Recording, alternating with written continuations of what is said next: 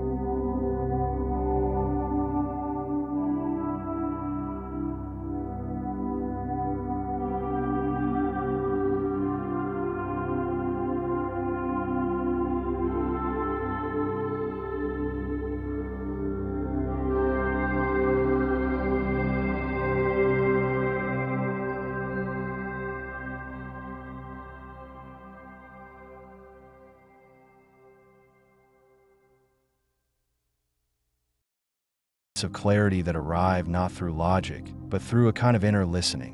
When you grow fatigued with your questions, what is really happening is that the ego is beginning to exhaust itself, and in that exhaustion, space opens for the self to emerge. This process is uncomfortable. The ego does not like to relinquish control. It will tell you that you're being lazy, that you are avoiding responsibility, that you should try harder, ask better questions, read more books, find a better teacher. And you might believe it for a while. You might push through the fatigue, force yourself to keep seeking, keep analyzing, keep trying to figure it out.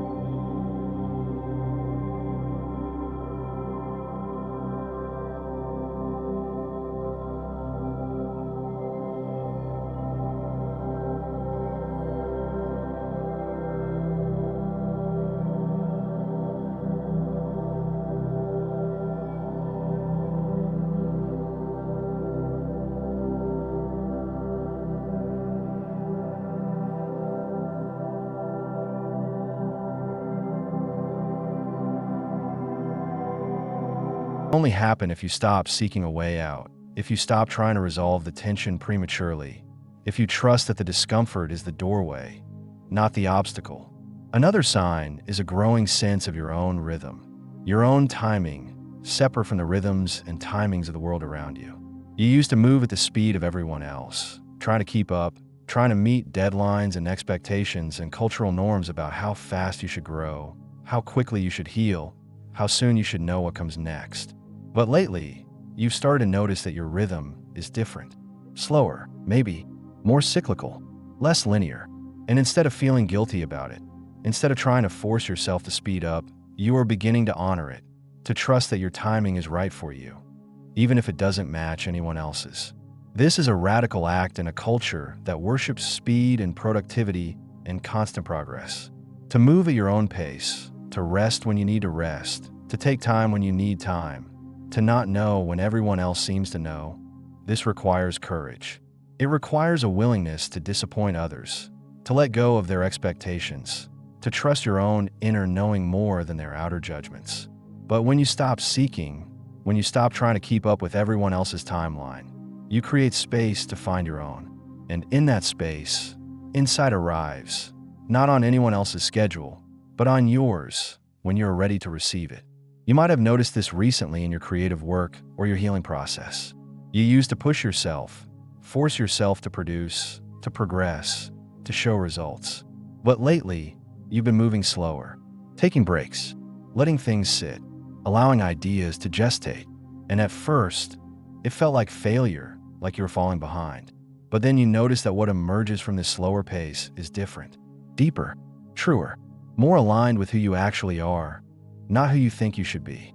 And you realize that the slower pace was not a lack of discipline, but a form of wisdom, a recognition that real transformation cannot be rushed, that insight cannot be forced, that growth happens in its own time, not yours. Jung understood that the individuation process is not linear. It does not happen in a straight line from problem to solution, from confusion to clarity.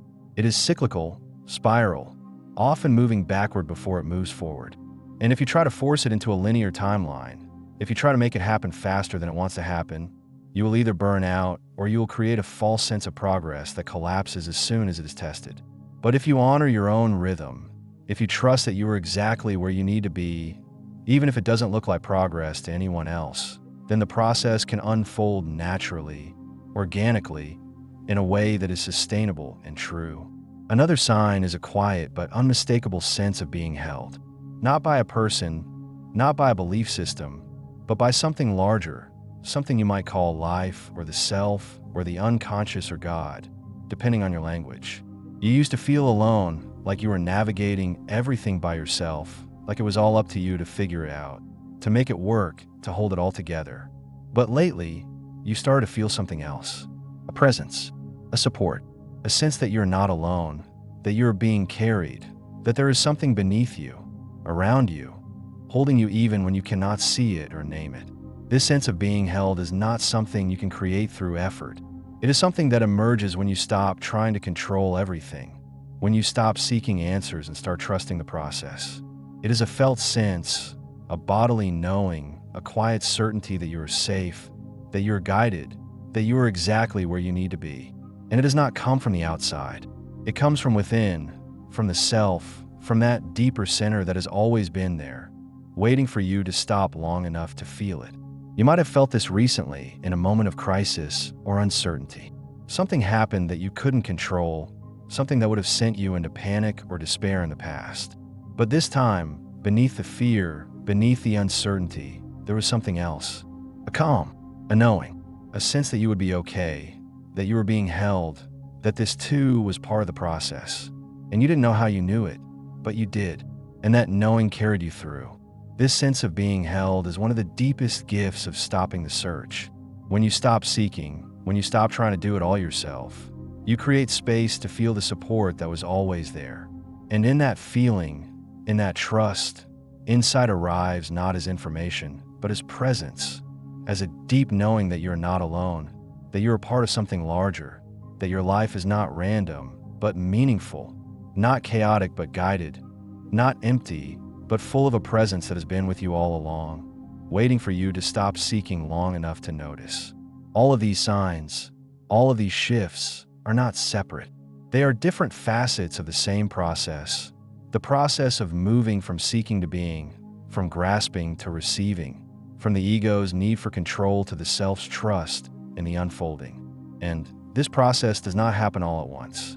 It happens slowly, gradually, in small moments of recognition, in subtle shifts of attention, in quiet realizations that accumulate over time, until one day you look back and realize that you're not the same person you were, that something fundamental has changed, not because you made it change, but because you stopped trying to make it change and allowed it to change on its own. This is the paradox at the heart of all transformation. You cannot force it. You cannot seek it. You cannot make it happen. But you can create the conditions for it to happen. And the primary condition is stopping. Stopping the seeking. Stopping the grasping. Stopping the endless questions and the endless search for answers outside yourself. When you stop, when you settle, when you allow yourself to simply be here, now, with what is inside arrives, not because you earned it or figured it out, but because you finally created the space for it to land. Jung spent his life exploring the territory between the conscious and the unconscious, the space where insight emerges. And what he found, again and again, is that this space cannot be accessed through force or will. It can only be accessed through a kind of active receptivity, a willingness to wait, to listen, to allow the unconscious to reveal itself in its own time. He called this the dialogue between the ego and the self, and it is a dialogue that requires patience, humility, and trust. The ego must learn to listen rather than demand, to receive rather than grasp, to trust rather than control. And when it does, the self speaks, not in words but in images, in feelings, in synchronicities, in moments of sudden clarity that feel like grace. Nothing in this process is random. Nothing is a coincidence. The fatigue you feel with your own questions,